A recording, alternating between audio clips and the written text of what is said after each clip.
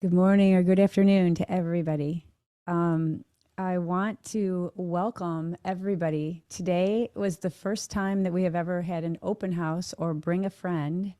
And I wanted to see if everybody who brought a friend, go ahead and put in the chat box that you brought a friend. I'd love to see how many people brought a guest. And we also had an open house to allow everybody to come in and check out what the Brain Gym is all about. So I'd love you to invite your guest to put the name of your guest in the chat box. And I would love to. So thank you. Thank you, Maggie, for bringing a friend. Anybody else bring a friend today? Yeah, Addison. Okay, cool. Addison, well, welcome. Welcome to the Brain Gym.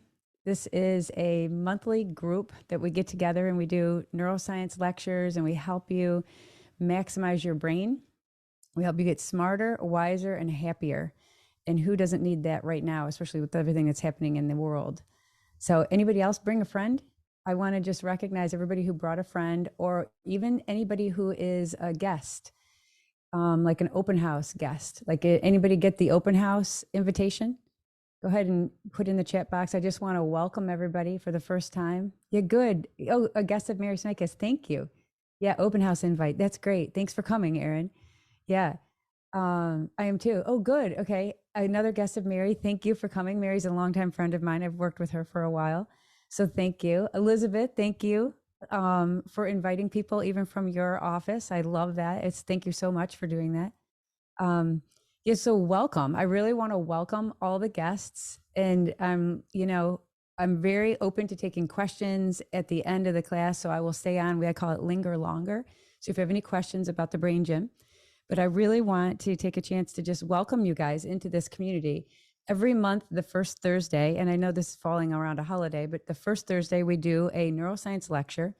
And this is a crowdsourced theme, meaning a lot of people will give me, they'll email me or DM me, or even put in the chat box of the presentation, they will put in there what they're looking for, what they're struggling with, and I will do a presentation on that. So a lot of times these are very much crowdsourced for what people are looking for. So it's always a trending topic. And the Brain Gym is a community of people that we're all coming together and we're all learning about the neuroscience and Eastern philosophy of how to kind of get through some of these challenges that we're facing every day. This is a form of professional development as well as wellness. And there are topics that are going to kind of amaze you. I'm going to tell you the truth about how the Eastern philosophy and the neuroscience kind of come together for your benefit. Okay. I have to tell you my own testimonial to this is, as I have done this over the last year and a half and put these together, I myself have used the advice because I'm constantly looking at it and my life has changed because of it.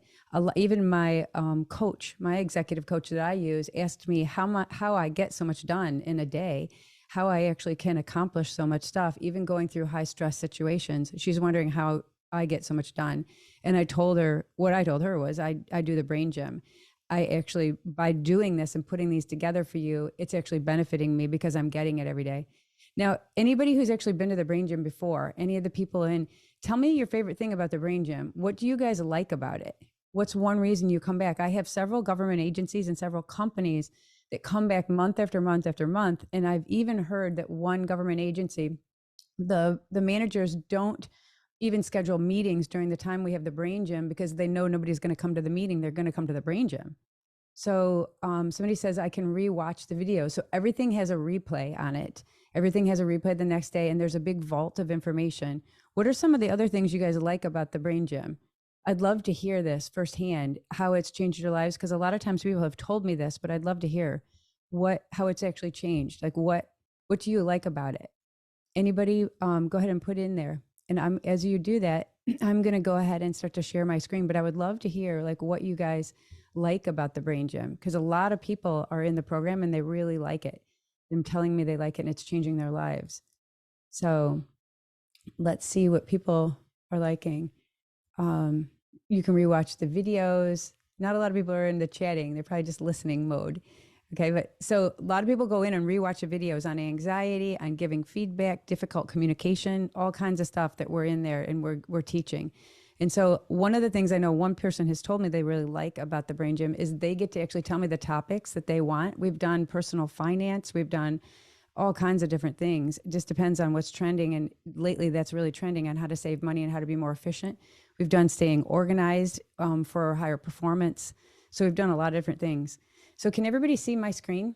Does anybody just put yes in the chat if you can see my screen? I'm sharing the Brain Gym screen now. Okay, perfect. Perfect. Okay, thank you. Okay, so today's topic is a very good topic. Okay, I hope that you guys really enjoy this. Now, everybody's going to get a recording of this tomorrow in their email. Every guest and everybody will get a recording of this. So you don't have to take notes because you're going to be able to rewatch this. So this is a very popular topic. Right now, there's a lot more conflict in the workforce than I have ever seen in my career. So I want to talk about this. I know I have somebody that I work with from AT&T, and they're bringing everybody back into the office. A lot of people don't want to come back into the office. A lot of people are going with conflict with that. A lot of times, so we're working a lot with that. I'm working with people being overstressed and overworked, and they don't feel there's a fair division of the work. So there's a lot of conflict going on there. I mean, it seems like there's a lot of conflict with a lot of people. So we're going to talk about that, as well as divorce. All kinds of things are happening. So we're going to talk about these conflicts and give you some real tools on how to overcome this today. So welcome here. Welcome. You're in the right place if you want to transform high stress and conflict into high performance. This is pretty much what I have done with my entire life. When I've had high stress, I use those opportunities to go higher. And I try to level myself up every time. And every time I do it, it works. And I have become wiser, smarter, and happier because I've done it. So if you want to learn how to do this, this is where we're at. Okay. I'll tell you just a breakdown, since there's some new people, of what the Brain Gym is. Okay, like I said, you get a neuroscience lecture every week. Okay, you get weekly content in your email box. Some of them are recorded and some of them are live. There's one live thing per month. There's a supportive community on Facebook and Instagram. Okay, you're getting science-based worksheets that are all psychological based or neuroscience based. There are free pre and post assessments in there as well. You have access to all the archive of replays for all the content that goes back to when we started. And there are downloadable meditations, which are very unique and very powerful. So we'll tell you a little bit more about that in a second. So week 1, you get a lecture, live lecture. Week 2, you get a brain hack. Week 3, you get a brain hack or coaching, shared coaching, where you log in and you have access to me to ask any kind of question about any topic. In week 4, you get a brain training meditation. Those are all loaded in the Brain Gym. So you can go back and look for one on anxiety or overcoming conflict. No matter what you're wanting, it's all in there. And if you need another one, I record those for you and just add those in there. So let's get to the topic. Okay, managing misunderstandings and conflict. And I want to thank everybody for coming. So managing misunderstandings and conflict, this is what we're talking about today. It doesn't matter if it's in a personal relationship, interpersonal conflict, or if it's at work. All of the topics that I teach in the Brain Gym will go over to both. They're going to be applicable to both areas of your life. So here we go. Conflict is based in fear. The reason that we even get into conflict is because we're in some type of fear situation. We're feeling fear underneath something. So, and fear is very real. When you feel it, it affects your body, it affects your mind. Fear causes us to lose ourselves. Like, our body is here, but our mind is all over the place. And we rarely go back to that inner peace or that clarity when we're in this space of conflict or fear. Okay. So then we start to kind of live in an imaginary world that's all in our head. Now, all the fears live inside our bodies. These affect us. They affect our cells. They affect our DNA. And stress is the only thing that can cross the cell boundary and literally change your DNA. So it's really important that we understand some of these things from a neurological standpoint. When we practice something like mindfulness, we get clarity, we get peace, we feel solid, and we can face that difficulty not feeling separate. Okay, we don't dissipate, but we don't feel separate. Okay, so we feel more whole, and that's important to understand this. So I'm going to interweave both the Eastern philosophy and the neuroscience to really help you understand and start to change even in this lecture. Many people avoid conflict at all costs. How many people do that? Anybody ever avoided conflict at all costs? And by the way, we just posted in the chat box, we just posted a worksheet, which is also, if you're a member of the Brain Gym, it's already in there. It's already in the Brain Gym thing where you can go get the signs of gridlock. Yeah, how many people avoid conflict? You blame somebody for causing it. I mean, this is common. It's easy to just let it go. How many people just let it go because we think it's going to resolve itself? We're hoping it would resolve itself. Anybody? Okay. Very common, letting it go, hoping it's going to resolve itself. It builds up and then you can't get through it. Right. And so I'm going to tell you a lot about this and how to get through it, how to de-escalate it, how to change it before it's just even a misunderstanding. Okay. Interpersonal conflict refers to, let's define it first so we're all talking about the same thing. When another human impedes or threatens our needs or goals from being met. That's how we're actually going to define conflict for this course. Conflict is when something is threatening our needs or goals from being met. So if you have a goal and somebody else is coming in the way of that goal, that's going to be some kind of conflict. Okay. Now, first, I want to tell you a little bit about myself. Forgot. I am a keynote speaker, so I give speeches on this. This is one of my key things that I talk about. I am known for resolving conflict. People for the last 20 some years have brought me into teams that are dysfunctional. When they're bringing people back into work, any kind of conflict at work, people have brought me into teams and I help them overcome those conflicts. We do a combination of coaching as well as education, and then we measure the results. So I also do coaching and I'm a consultant. So that is what I do. And conflict is my game. This is what I'm known for. Okay. I studied neuroscience at Harvard, leadership at Harvard. I'm a master executive neuro coach from Harvard Medical School. I'm on the Forbes Coaches Council. And I have 25 years of contemplative study. So I have worked with a guru and a swami in India, 5 years without working. So it was an immersion in 25 years total. So I have 30 years of consulting and coaching, and I've been published at Harvard, CNN, NBC, Forbes, some different places. These are just a few of the places that I've worked. So I've been all over. Mostly what people hire me for is conflict. It's not everything, but it's the go-to. Okay. So that's a little bit about me, so you know who I am. We're going to mix neuroscience and Eastern philosophy. Like I said, we're going to go over root causes of conflict, learning to stop, diffusing misunderstandings, de-escalating conflict. Now that is a lot for one day. So we're going to give you kind of an overview. And if you want to learn more, just email me, but this is it's a pretty deep overview. Okay. Now the picture on the left is a dancer. And why I select this picture is because there is an energy to conflict. If you realize that it builds up in your body, it's in the other person. It's kind of like this thing that you can't see, but it's there. Okay, so I picked the pictures for a lot of these slides very specifically because this conflict is like an energy behind things, and that energy connects everything. So that's kind of where we're going to blend that Eastern philosophy and neuroscience. So the root causes, like why do we even get in conflict? Here we go. Conflict 101. This is your go-to. Usually there's a deep need. It's often at the core. Now, a lot of times we can't even express this need. We don't know what the fear is about. But there's always a fear. And this is what I work with in people in coaching is we try to uncover those fears and those conflicts to get through that disagreement real quickly. So conflict is more than really a disagreement. It's a situation when one or both people are perceiving a threat. Now, if you know anything about stress, stress is basically just a perceived threat. So conflict is kind of escalated stress. Now, this threat doesn't even have to be real.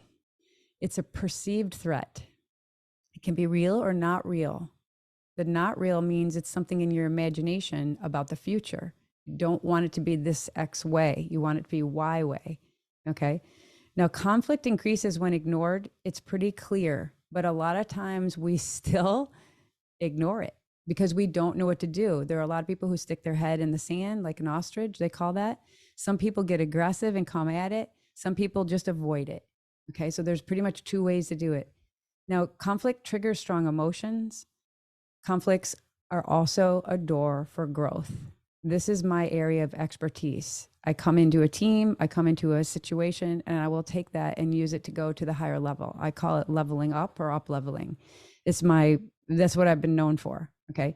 It's what I've done in my life. And this is what I learned with the guru. And I learned also the possibility index, the science of possibility at Harvard. So this is my thing right there. So conflicts, they may arise from different values, beliefs, needs, or priorities, poor communication, stress and burnout definitely leads to conflicts, okay? Because you're just less aware of how you're reacting. You're more quick to react. Conflicts can arise from the nature of an object or an objective of a job, differing expectations. How often does that happen? Okay. Work conditions and wages maybe being unfair, responsibility, like a division of labor, lack of planning. Now, this is only a partial list, but these are some things that we can actually find conflict in. These are pretty common. Okay. So now in all of these, there's a perceived threat. There's a perceived threat. Now, we all have fundamental psychological needs, and they're being threatened. Their identity, safety, care. We want to feel cared for, autonomy, growth, and stimulation. We have to have these or we're going to feel threatened. So that's the baseline right there. Okay. Now, stress, it interferes with our ability to resolve conflict. So if you're stressed, your brain is pretty much turned off. The prefrontal cortex, if you put your hand on your forehead, that's right behind there. Okay. The prefrontal cortex is the area of the brain that helps us resolve problems, plan, think through things like this. When we're under stress, the blood flow to the prefrontal cortex is shut down. So we're pretty much all in the limbic system. So we're more emotional and we can't resolve things. That's a fact. So stress literally interferes with our ability to resolve conflict. It's not possible at that point. Now, when you're in the limbic system, that emotional center, you either have your foot on the grass or the foot on the brake. That's how we call it. So you're either angry and agitated and you're heated and keyed up, maybe overly emotional about something, or just emotional in period, or your foot on the brake. You feel withdrawn, depressed, you shut down, space out, show little energy or emotion. Two responses to it. Okay. So conflict in the brain, what's happening in the brain when that's happening? Our brain influences how we interact with our environment. Okay. Our environment influences how our brain works. So they're both go back and forth. Let me keep going deeper. Okay, the prefrontal cortex, which if you put your hand on your forehead, it's right behind your hand. Okay, it considers input from other areas of the brain when you're under stress or there's conflict. If there isn't, this is critical that you understand, if there isn't sufficient information, it will use what it has and drag other material in. Oops, the brain is not a good predictor. Okay, two different people's brains brings in two different people's other material. So your understanding of a conflict is different than the other person's because your brain is just bringing in random information if there's not sufficient information. So, therein lies where we can get off into a misunderstanding because the brain is actually, if it doesn't have sufficient information, now remember, if we're already in the limbic system and we're acting emotionally, it doesn't have access to the memory center, like the hippocampus. It can't go get that information. So it's just dragging in random things and making a decision. Okay, so that's the truth. So we do not see things as they are. We see things as we are. So if we're emotional, we're going to see it emotional. Okay, if we're emotional. So we are the result of our thoughts, actions, and speech. This is our karma. So if we put a lot out there, we become that. That's important to know. So the brain doesn't know the answer. The brain is going to do a calculation like a computer, but it doesn't know the answer. We need to actually control our brain in order to do this. Okay. So this is where we're at. This is why neuroscience is really important. Okay. We need to understand how to do this and how to take control. So when we put our knowledge and our understanding behind this, we can restore peace and understandings pretty quickly. But the brain won't necessarily do it for us. Okay.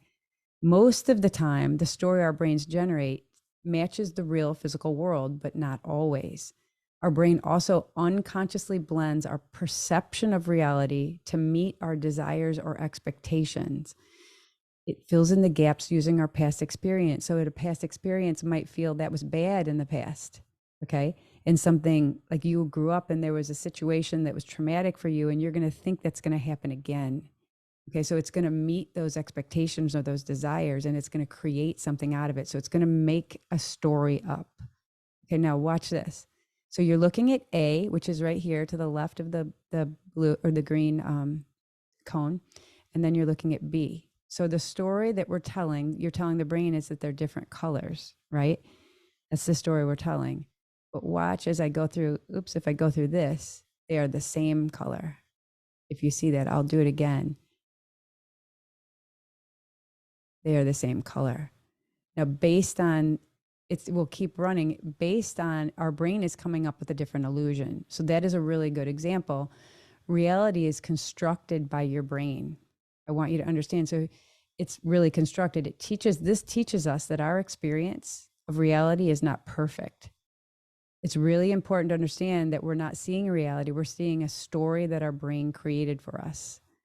Most of the time, there's a whole world of visual analysis and computations and predictions that's happening outside our visual system in the frontal lobes of our brain. This is where the story is created. And you can't seem to really understand this, why it's happening, but you do know that it's not a reality. So this happens in everybody's brain. Okay, now emotions. Let's go into this just for a second.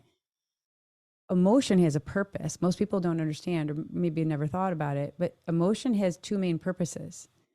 It produces a reaction to a specific situation to respond in a way that's most likely to result in our survival. So watch, it's going to we're going to trust something or we're not going to trust something. So it's approach or defense. Okay. This is pretty much what emotions are going to do. They're going to make us feel a certain thing where we withdraw or we get aggressive. Okay. When we look at this, okay, when we see this, the task of the brain is to decide, it's to recognize and make a judgment on what's good and what's bad. So it's obviously going to say approach to berries because that's food, and don't approach lion. Okay, I'm trying to make it funny, but it's going to not approach the lion because it's going to recognize and make a judgment, and then there's going to be a reaction. So now I want you to understand something in the brain. If something's unfamiliar or amiss, like unclear, the inclination is to judge it bad. So if a person is behaving unpredictably or stressed, say you have somebody at work and they're stressed, that's kind of unpredictable, your brain is going to judge that as bad. You're going to think they don't know what they're doing, they're incompetent, insecure. All of these things are going to start to come up, okay? It's not that it's not that this is a bad thing, okay? But your brain is designed for survival, so it's going to predict that, okay? So now meditation, when we do meditation, it changes our brain and changes how we evaluate things. We become less reactive to things when we do meditation because we disidentify with the triggers. We have more of a pause between, and then we can make a decision. This is why meditation is so important to stress reduction and things like this. So most conflicts are triggered. Let's keep going. First, your past experience predicts all behavior and how your decisions to trust is made. So if somebody is acting in a way that you've liked in the past, you're going to trust them more likely. Okay. So now, how do you do conflict in particular? You think about it, when you grew up, painful memories can cause us to feel afraid, to feel humiliated, to feel powerless, to get kind of shut down. Like conflict actually triggers hurt feelings, disappointment, and discomfort. And now it's kind of escalating. So it can cause irreparable rifts, resentments, breakups. I mean, anything could happen when there's conflict, pretty much, and you can't come back from it. A long time ago, I wondered, could you come back from conflict? If you argued with your spouse long enough, could you actually come back from that? It was been a question in my mind for a long time. Even when I was a very young child, I used to sit in the pews of the church and watch people, and I would look at their behaviors. I'd study this as a young child, and throughout my entire life, I'd studied these behaviors. So now I have a sense of actually understanding that nonverbal and how people are reacting to different things and how to bring that back. So conflicts are really triggered by your past. A lot of them are those memories. Now, remember, emotions are energy. When we're mindful, we can look deeply into an emotion and discover its true nature. Then we can begin to transform the emotion. How many people run away from emotions? Okay, so it comes for a while and then it goes away, this energy. But when you have emotions, okay, you can look into them and you can discover where they're coming from. And there's always going to be a fear. There's a fear that underlies something. Okay, when we actually look into them and sit and look deeply, we can start to transform these. This is how this is done. And it's not hard. It just takes a little bit of time. But when you do it over and over, the actual emotion and the energy starts to transcend. It's like a fog in the sun. It starts to go away. So this is one of the ways we need to use to actually start to de-escalate things. Now, Your brain versus a computer, okay? An average computer is capable of sending 25 million instructions, okay, in a second. Now, while a human brain can send 100 trillion. So human brain is more powerful, okay? By some accounts, it can make 20 trillion synaptic connections per second. Now, I want to let you know when the brain does this, so basically we're smarter than AI, you guys, okay? But when the brain does this, this is what we're referring to as intuition. This is what we know that we don't know that we know, okay? So that intuition is how it's making these snap judgments, and it's putting all the information together, and it does this so fast. We have to kind of teach it to stop, because that can create a lot of anxiety, a lot of worry, a lot of fear. Okay. So here's a summary of the first little section. I have two more sections about just de-escalating and misunderstandings. So the summary is really reality is constructed by your brain. Okay. It drags in all kinds of information to create a story, and then we stick to that story because we feel threatened. Stress interferes with our ability to resolve conflict because it puts us in an emotional state where our brain doesn't have the prefrontal cortex doesn't have the blood flow to actually think through it. Your past predicts all behavior. You're always going to respond by the past. And this is why meditation and things like meditation are so important, because it allows us to pause and make a different choice. So it disconnects us or disidentifies us with that trigger. Now, your brain can make really quick decisions, but it is terrible at predicting the future. I don't know if anybody knew that, but your brain doesn't know the answer. The brain only knows what you tell it, and you can tell it what to do and it will do it. Like if you're watching a scary movie, you can tell it that it's a movie, or if you don't tell it it's a movie, I can get caught up in the movie. And I think that's happening to me when I'm watching one. So the brain doesn't know the answer. You tell the brain what to do. And that's kind of how we're going to start to transcend this. There's always a deep need at the core. Okay. It's based on values, beliefs, culture, or past experience. This is where conflict's coming from. So those are your takeaways so far. Now, learning to stop. Okay. Conflict begins inside us. It's not in the other person. It's not in the outside thing. The world is neutral. Okay, little Eastern philosophy here. Our internal state reflects in our external state through our words and our actions. We're going to go deep. When we can accept ourselves as we are, we have no conflict inside or out. When it's about accepting ourselves as we are, this is the key. That's not so easy. I'm going to give you steps now how to do it, but this is the answer. All conflict begins inside us, okay? Conflict hijacks the brain and stimulates mental rumination. We love this self-talk, right? This is what this is, mental rumination or self-talk. It's the annoying experience about thinking about something over and over again. When there's conflict, we can't seem to think about anybody else. Anybody agree? Is this you guys? Anybody ever ruminate? And when there's conflict, what your brain wants to do is the brain wants to figure it out. Yeah, the brain just wants it. It has this. It's like a mathematical equation, and it wants to get the answer right. So it wants to just keep going and keep going and keep going. And because the brain is designed for survival, it's going to constantly think about it and drain our energy. So it's kind of like we have a bowl of energy like above us, and every time you think about it, it shoots a hole in the bottom of the bowl, and all your energy starts to drain out, and it gets over and over and over. So this is why. So now there are tools that we can use to get around this. So most conflicts are triggered by external experiences, yet everything we understand about the meaning of what happened is happening internally. Okay, so there's an external thing, and then we're putting meaning on it. And that's all happening internally. So I want you to understand this. We got to use our brain to get out of this. This is my little quote. Okay. We have to understand neuroscience. We have to understand how we're wired in order to get out of it, or you can't get out of it. Okay. One thing I want you to understand is everything is connected to everything else. How you think affects how you talk and your actions and your body, and fear is contagious. Fear is contagious. So fear and distrust and conflict is contagious. One person wants to get involved, another person gets involved. You can feel it. I'm working with a company now that there is a lot of layoffs going on, and everybody is scared. I mean, it's so palpable, the fear. Everybody else is working on resumes and all kinds of stuff because they think they're next. And so AT&T has over 1,000 people they're going to lay off in the next month, and everybody is scared. So I want you to understand that affects everybody in your home. It affects everything that you do. So it's really good to understand this. So how do we remove the confusion? Okay. It requires like a right understanding of how, what, and where the craving or the fear is coming from. This allows us to remove the confusion and stop avoiding, worrying, and steady ourselves. So we need to understand what we're afraid of, what, how, or where it's coming from. Okay.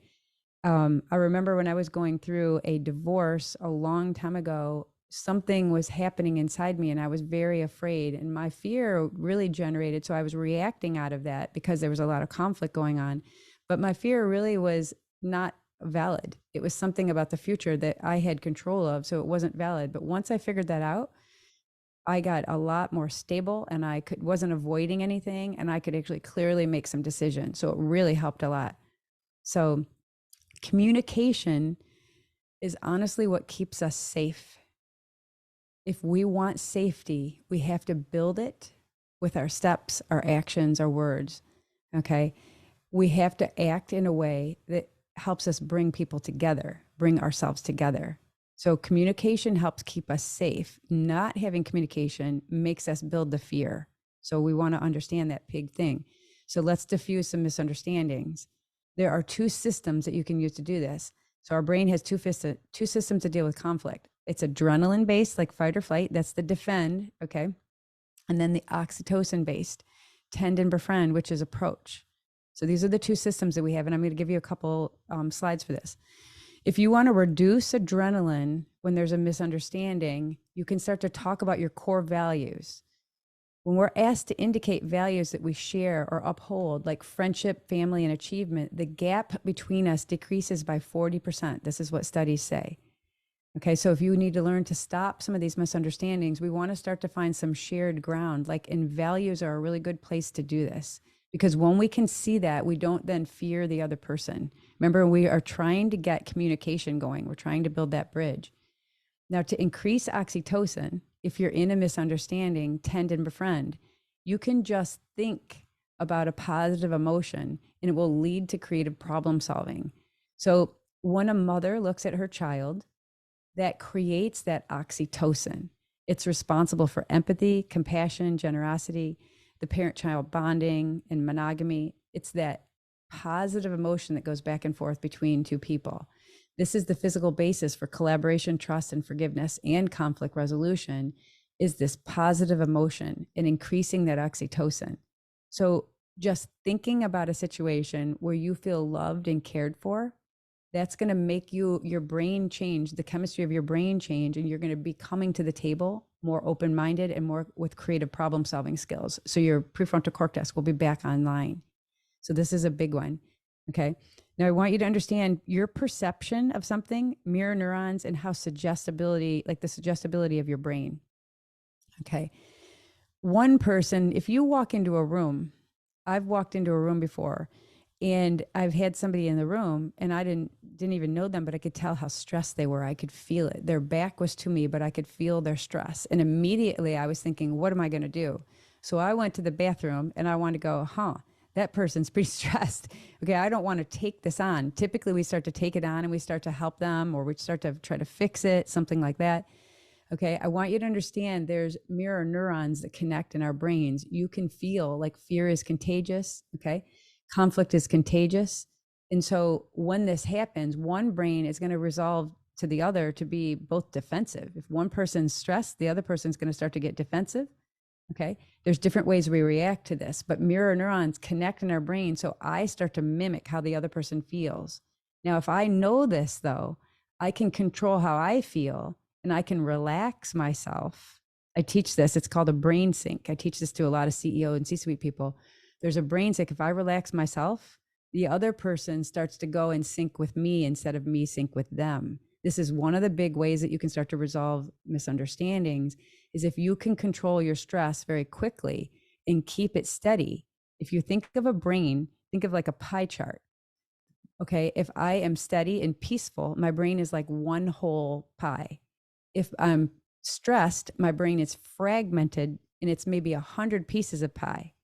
The one that's steady and whole is the one that's more powerful. So when you walk into a room and there's two people, one is stressed and one is not, the one that's more powerful is the one that is not. Okay. The one that's got that steadiness and that peace. If you can sustain that, I feel like their two brains have 50%. Each emotion, each energy has a lot of energy going on there. If you can get 51% by keeping steady and keeping stable, you're going to sway that conversation. So you just want to keep steady and keep that meditative type of concentration going on being steady. Okay. So now fear is contagious. Okay. But we're all looking for that peace and security. So in that situation where there's one person fearful or stressed and one person not, if you're the one that's not, everybody's going to come and gravitate to the one who's peaceful because everybody wants that. You gravitate to it. Okay. So that like a bee to honey. So that's going to happen. Now, suggestibility. This is interesting. If you look at these two people, I was trying to find somebody upset. This one on the left is not completely upset, but this one is pretty relaxed. The person on the right is relaxed. Okay. Now, if you're looking at facial expressions, just stare at the person on the left. If you stare at them, it's going to change the chemicals in the brain. Now, if you stare at the one on the right, it will change your chemicals in the brain to be more relaxed. Okay. So what you're seeing, that input is changing you. So here's what I have to say. If you can control your facial expressions, it actually starts to resolve the misunderstanding. It creates less arousal in the other, and it actually diminishes the pain that you feel in your body. So I'm going to go back. If you can have your facial expressions be more relaxed, it's going to start to dissolve that misunderstanding. The person, because you will start to trust that person because they're not actually threatening you. Okay. So that's that. Now, here's another one. Anybody ever have this happen? This has happened to me many times. I was, from a young child, I actually studied this stuff, okay? If the pitch of somebody's voice does not correspond with the meaning, okay? Like somebody screaming, I love you. Well, that obviously does not go, okay? So there's a conflict generated in your brain and you don't trust that person. So if the pitch doesn't correspond with the meaning, now, we all do this. We all do this. But this is something we need to attend to because this will quickly de-escalate a misunderstanding. This will bring it back down. So what you want to do, and medical doctors are trained to do this, you want to talk slow and you want to talk in a lower voice. When you're in a lower voice, you're more relaxed. You want to pronounce your words slowly, but fully. Now, when we actually start to get excited, our volume goes up and the pitch goes up. So remember this, if the pitch doesn't correspond with the meaning, there's a conflict generated, okay? Now, the brain is highly responsive to these suggestions and it's going to react to that, okay? Now, also, your brain is, okay, if you're seeing out of the corner of your eye, your briefcase and work is stressful, it's going to make you stressed. If you're seeing a workout thing on the right-hand side of you, you're going to think, and you love working out, then that's going to make you relaxed. So vice versa. If workout makes you stressed, same difference. Okay. So the environment that you're in, remember the brain responds to the environment. So when you're actually in a misunderstanding and you want to diffuse this misunderstanding, you want to pick your environment that's everything is picked up and it's all organized because that helps you manage the stress. It helps you. There's no triggers. Also facial expressions, and you want to be like, hold that peace, hold that steady. So here's a summary. Mirror neurons are at work and you want to control your facial expressions. You also can mirror somebody's body language. You don't want to go overboard with this, but if you mirror their body language, it actually elicits a trust and an oxytocin in your body. Okay, you kind of move with, you dance with the energy of the other person.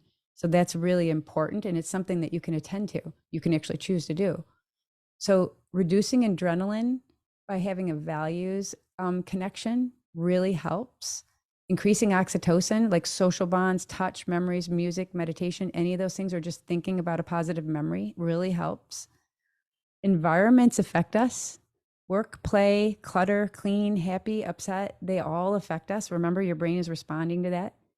Okay. And you want to increase empathy. So you want to identify the opposing person and simulate like some kind of collaboration and trust. And you can do that with that values connection. That's the beginning of that. So here are some really big tools, okay, for you to start to do to help you do that. Now, but what if the misunderstanding got to conflict? What if you're at conflict? So you want to first try to, if there's a misunderstanding, you want to work with it as fast as you can, okay? Because that will grow into conflict real quickly. And I want you to understand that your brain is super suggestible. So you have a lot of tips there to help you de-escalate that. But what if it gets to conflict? What if one person says something, another person says something, and you're off to the races? Here are some tips for that. And this is stuff that I deal with all the time. And it doesn't matter how big, I have worked with all kinds of conflict, okay? From high conflict, contentious divorces to you name it in the workplace, all kinds of stuff. So you name it. It's all kinds of stuff. People suing each other. I mean, all kinds of stuff. So de-escalating conflict. Now, success depends on your ability to do these four things. Okay. You have to manage your stress quickly.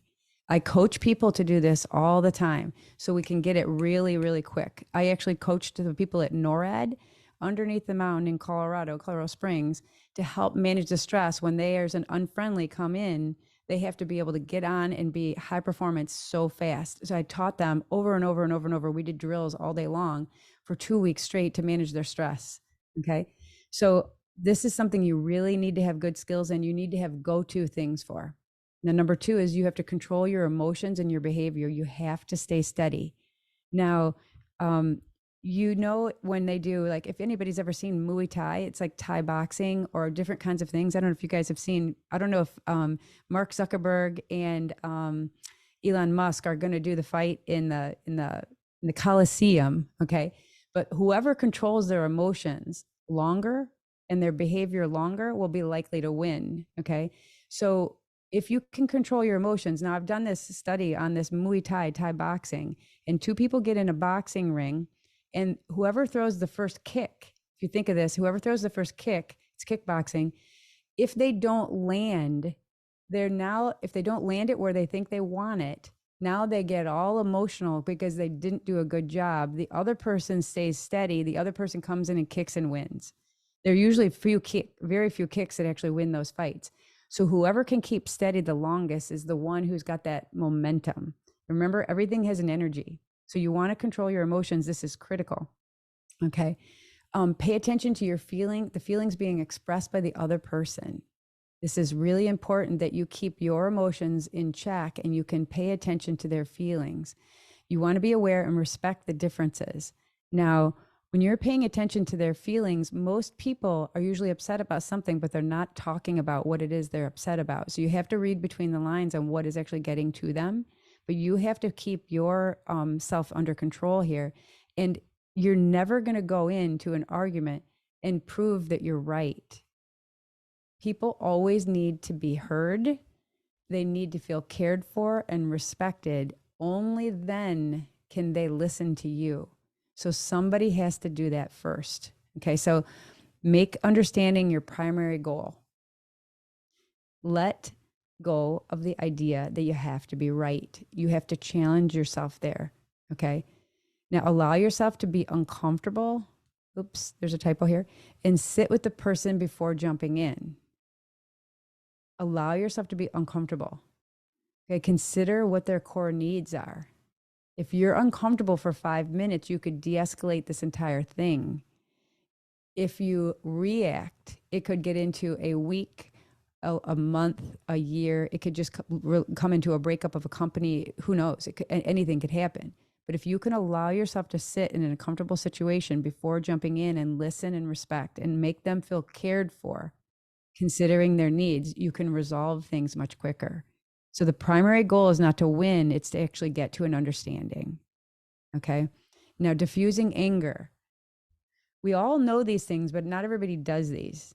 Okay. And if you can do these in time of need, in time of like a hurricane or a storm, that you're going to be better off. Okay. Your life will be much more peaceful and you'll have more success. You'll be wiser and happier. Now, number one, diffusing anger. keep in mind the needs of the other person. When somebody's angry, like when you're angry, what do you guys need? You need to vent. You need to be heard and you need to be understood. When we can do that for the other person and sit in that uncomfortable spot, if it is uncomfortable, that person now the wind is out of their sail, right?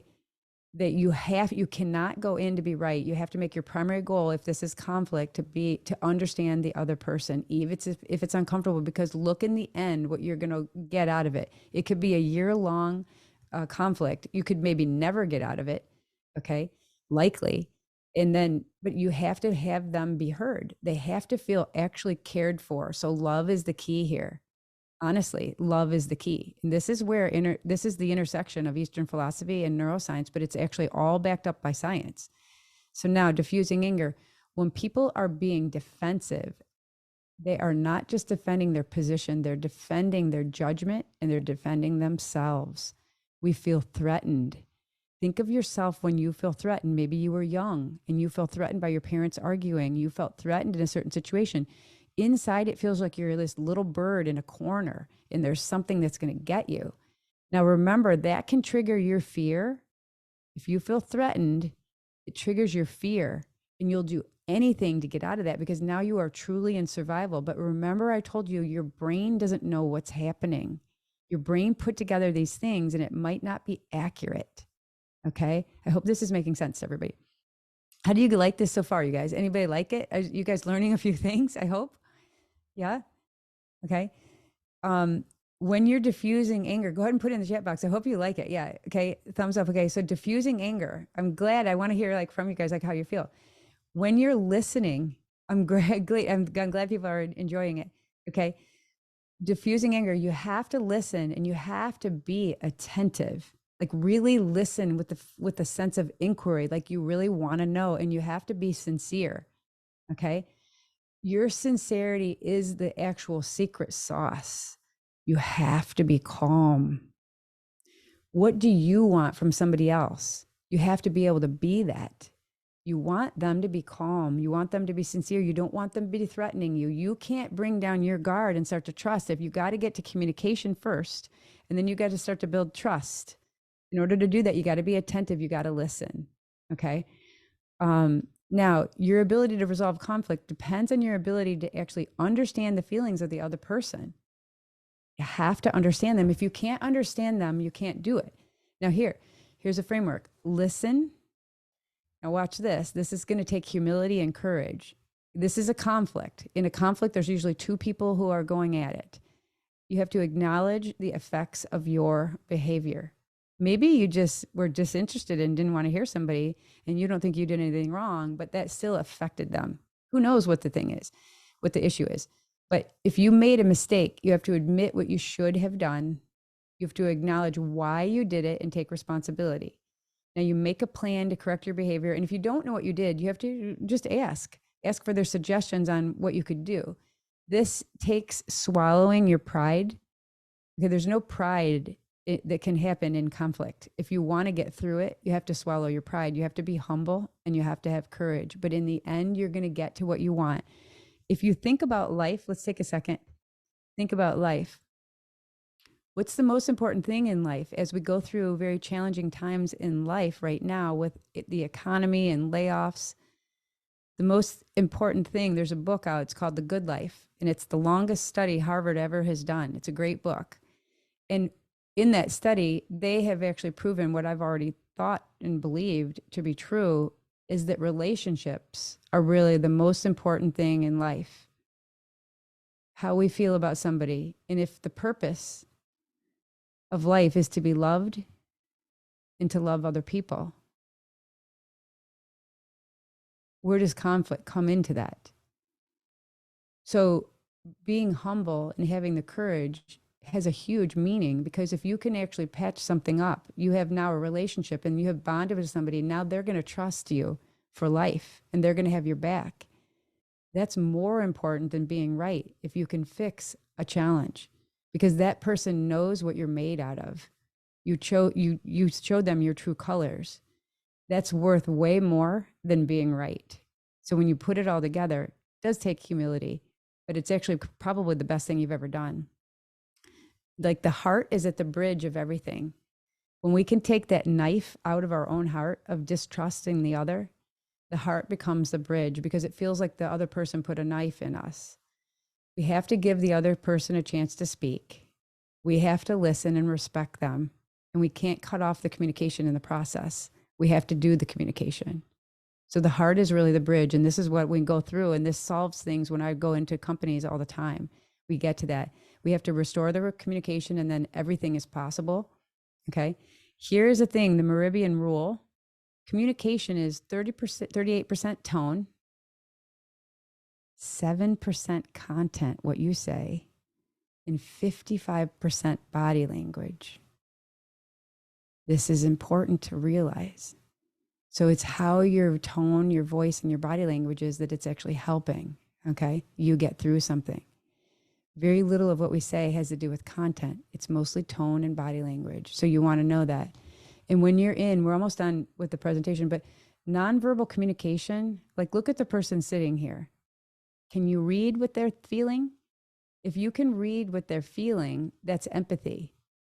You're just looking at them, trying to decide what they're thinking. Okay, that's empathizing. So when in the middle of a conflict, people rarely convey the issues at the heart of the problem. You have to pay close attention to their facial expressions, their gestures, their tone. Now she looks stressed. She looks stressed to me. In order to build trust, you have to look at that and you have to attend to what they're actually showing you, okay, to get to the root of the problem. So that nonverbal communication is key. Okay. You have to remove the wrong perceptions. You have to communicate, okay? Because perception is at the base of fear. You're perceiving somebody is against you. That's at the base of fear, okay? We have to let go and train the mind to come back to that present moment. The present moment is where everything is okay and you can fix it. You can't fix it in the future, okay? You have to see things in a clearer way. And when you do this, you feel different.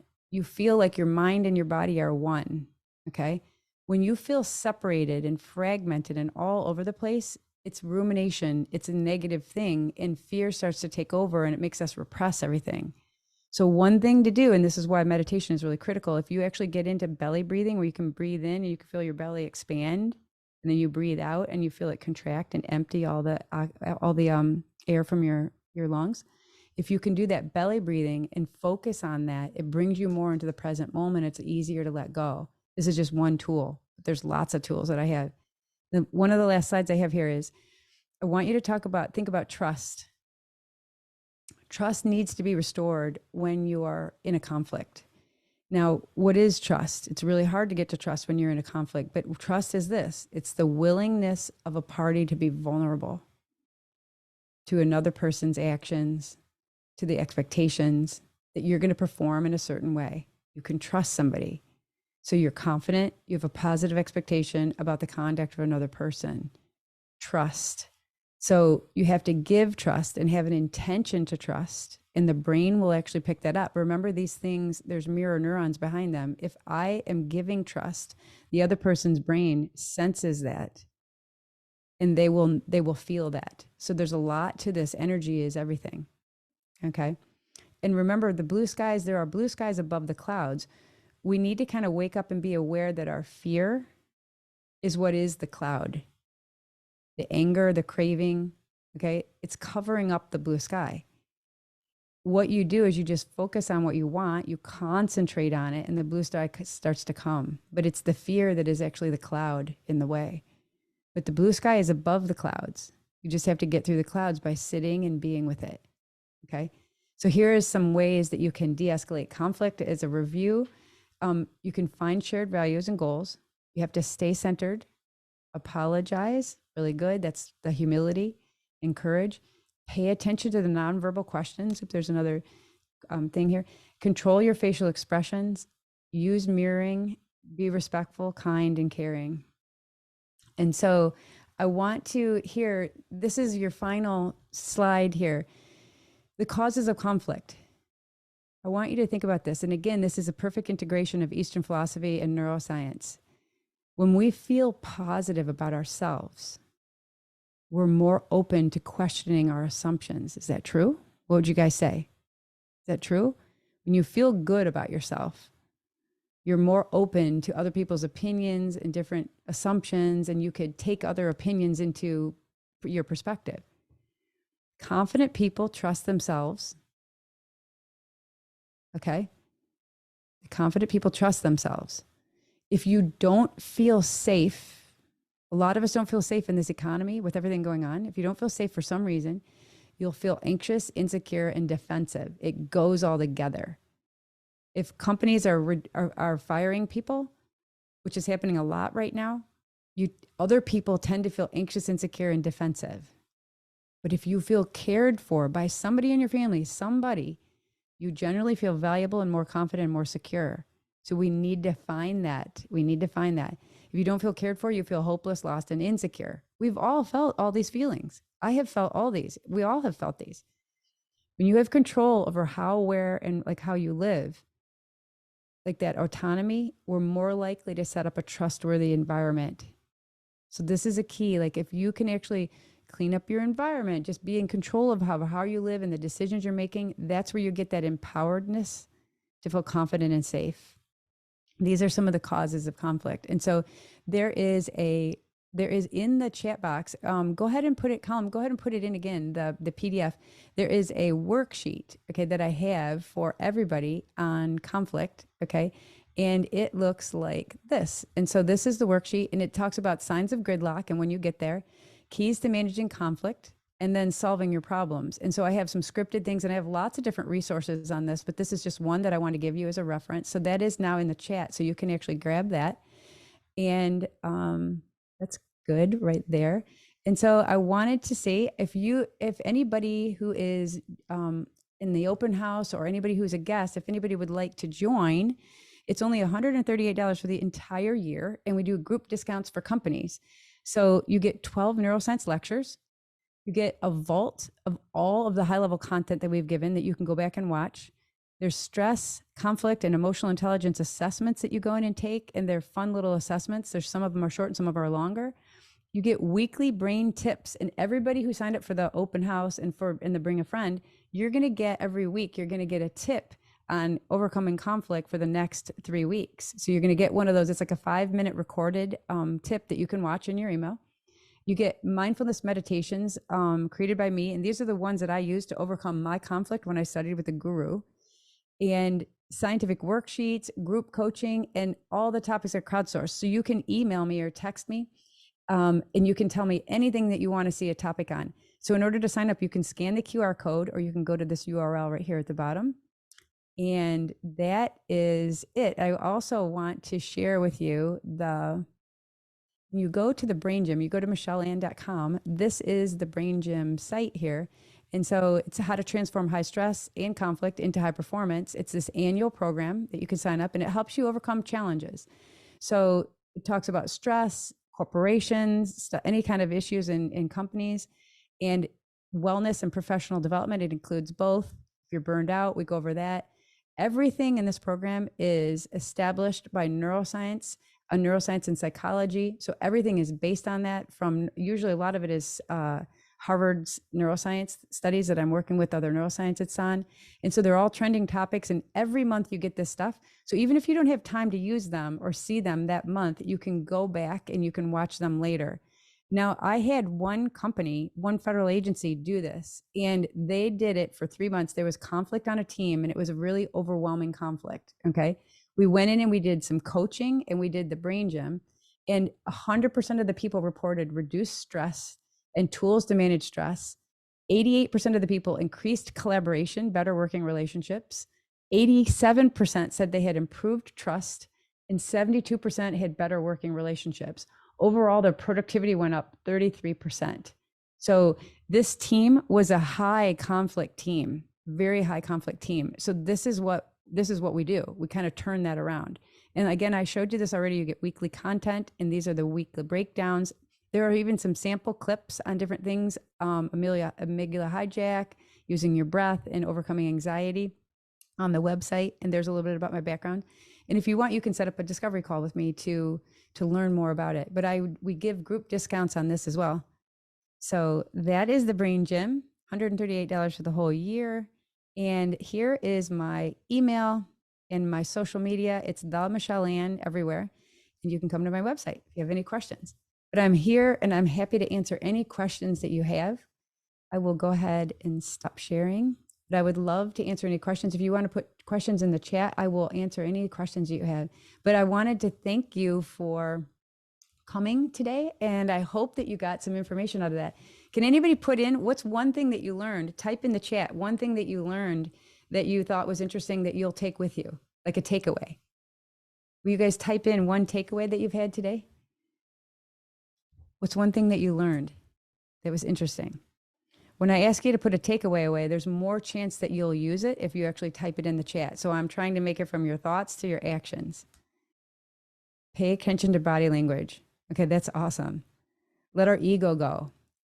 Use better body language and facial expressions. You can mimic facial expressions. Facial expressions are really key because it's an input for your brain. These are good. Keep going, you guys. Tone and facial expressions are key. People feed off of each other's energy. Everything you feed off of each other's energy. That's the mirror neurons. Pay attention to facial expressions, the Meridian rule. Okay. Love is the key. Oh, brain syncing. That's good. Brain syncing is good, and you know how to do that. Look at their eyes, but don't be too intent on their eyes. But you want to look at their eyes and kind of understand how they're feeling. Look at their eyes with sincerity. Remain calm and change the energy. You can change the energy when you calm. That's good. I love this one because this is easy to do, but nobody knows that they can do that. That's his brain sync. Okay. It's like a miracle when you do this. Okay. Don't keep thinking about it. Do something about it. Give trust. That's a good one. Remember, there's an intention to trust. If you have an intention to trust somebody, they read that and they will more likely trust you when there's conflict. Okay. Keep my face friendly. That's a good one. That's really good. Okay. Communication keeps us safe. Listen carefully. These are great. These are great. So I hope you guys enjoyed that. Okay. So thank you guys all for coming, and I would love to see you back in the brain gym if you would like to do it again, but you're going to also get the replay tomorrow so you can watch it again and you can share it with your friends. So thank you so much for coming. I'll stay on if there's any questions. I'm monitoring both the Q&A and the chat.